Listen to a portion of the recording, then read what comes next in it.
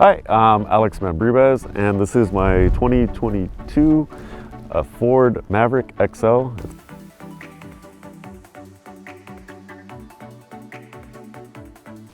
So to start off, we did the Eibach 2-inch leveling kit and 1552 wheels with the Nitto Nomad grapplers.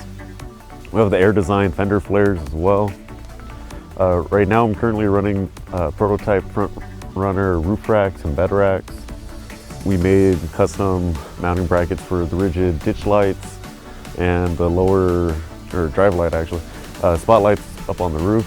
Back here I have the Tepui Kukenam 3-person tent that I had off of my last build. And on this side I just have the MaxTrax. We're still adding more to it. Like inside I have a Dometic fridge just to keep monsters and drinks cold.